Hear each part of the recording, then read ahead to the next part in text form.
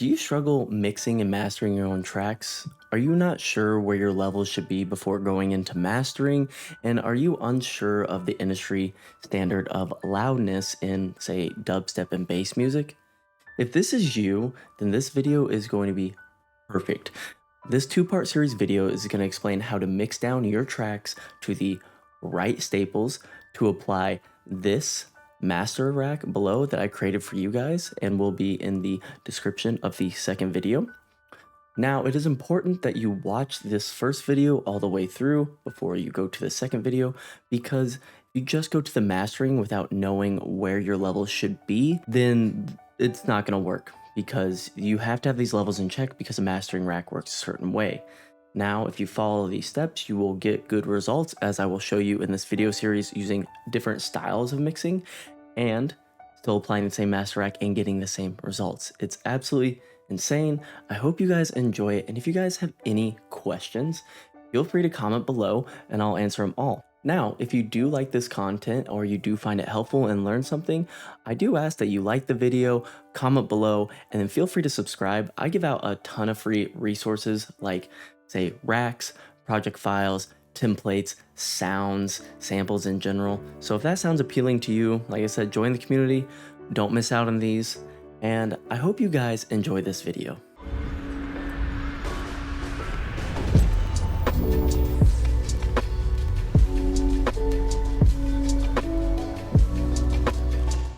Yo, what's going on, guys? Real quick, I just want to let you know that some footage got corrupted that would kind of explain this process. So as I'm editing this, I want to give you guys a clear, concise point of view of what we are doing.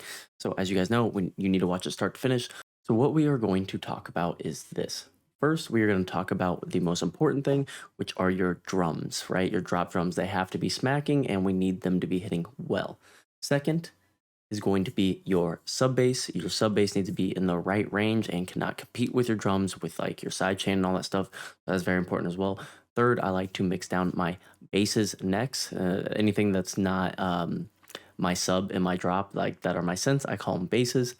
Fourth is going to be your rides and hi-hats, making sure they don't clash with your drums as well. And then finally, it's going to be how I automate my build and everything to prepare for the master.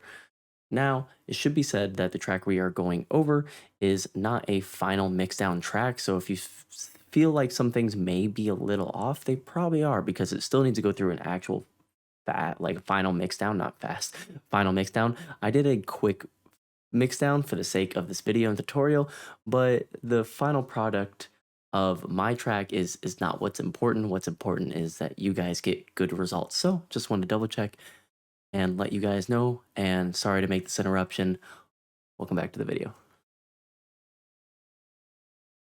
So here are my drums. Sorry for anyone. Let me just turn this down a few dB. I'm gonna turn down like 5 because this is quite loud, I believe. Yeah, okay. So kick is hitting 0. Beautiful. Snare is hitting 0. Beautiful. I'm sorry. Let me mute my phone. So both of them already hitting 0, or whatever your equivalent is. If you like to mix down quieter, say like leaving the headroom type of space, and -10's your threshold, are your drums hitting -10, right? Are they the highest unit you're going to allow? In this circumstance, if you see this, like it looks like clipping here, it is not, because I'm soft clipping it, so it is still just 0. Soft clipping your drums is amazing. Okay, so my drop drums are hitting 0. Check. Next thing I do reference is the sub. So if I go to sub here, I think just my sub rack doesn't really matter, but here is what it sounds like. I'll show you levels. Okay, you might need headphones to hear that, but there is some fuzz, so you should be here if you're not headphones. And where are we looking level-wise? Well, generally, I like it above -6, but below like -4.5. Anywhere between -4 and -6 as your master result is where it should be. So beforehand, depending on how you mix, I mix loud, so my absolute is 0, so my sub needs to be hitting already in that range, which through my routing works, which let me show you real quick. So right, -7 here, and then I send my bass group to this pre-master. We're hitting like -7.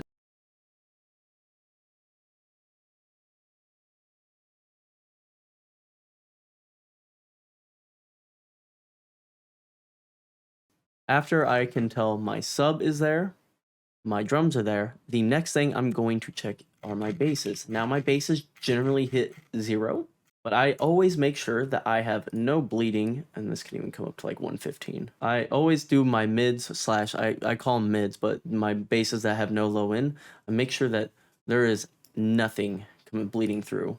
And I like to make sure they're at 0 as well. This is going to be a little loud.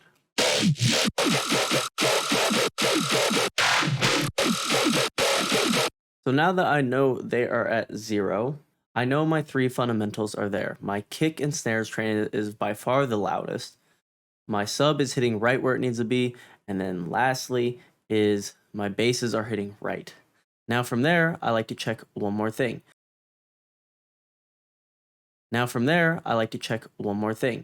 How is my percussion sounding? This is to flavor, and I just want to make sure it's not clashing with my drums.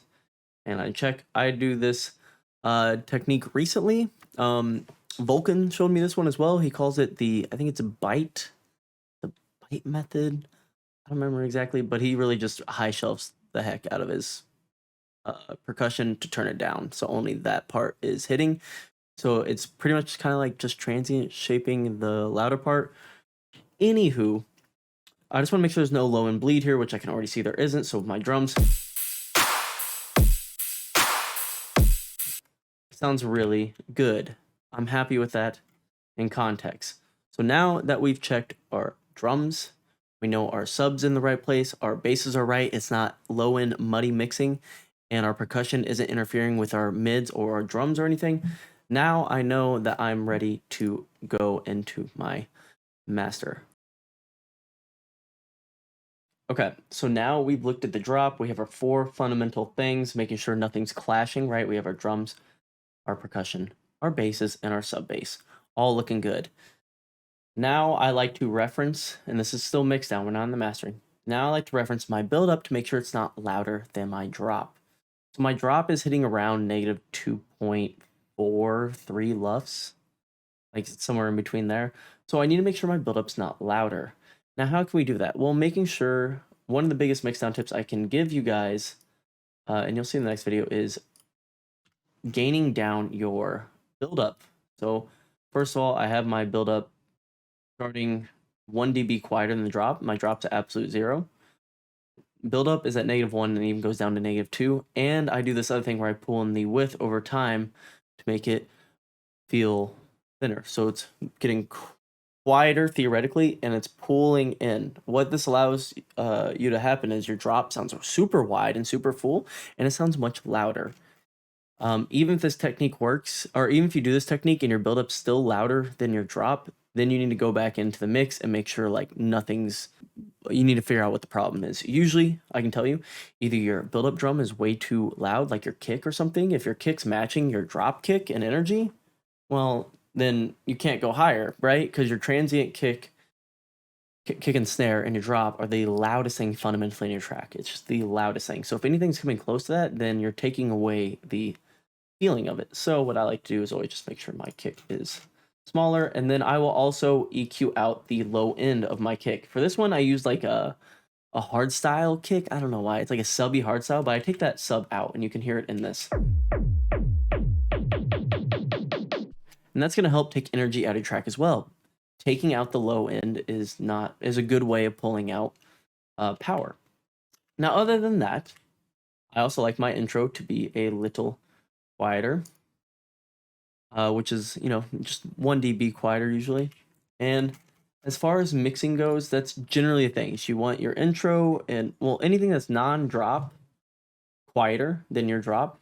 And you want to make sure the transition to your drop doesn't get louder. Because if your build does get louder than your drop, it doesn't feel like it's releasing as much energy. And then within the drop, you want to make sure those 4 fundamental things are not clashing. So I try to get through that as quick as possible, Just remember, if you mix hot like I do, or if you mix quieter where you're leaving plenty of headroom, this still works out for you. It's beautiful because as long as your drum's the loudest element, you can scale everything else from there. If your drums are hitting -10, well, then your sub should be hitting somewhere between -16 and -14, and your basses should be around -10 as well. Like, it can all scale together, and this doesn't really affect quiet or loud mixes. Just make sure you're applying that kind of theory for this mastering rack to work. So, with that being said, this is part one, the general mixdown stuff. If you guys had any questions, let me know. Now we're going to jump into video two, and we're going to continue on and actually explain the mastering process. See you guys in the next video. Peace.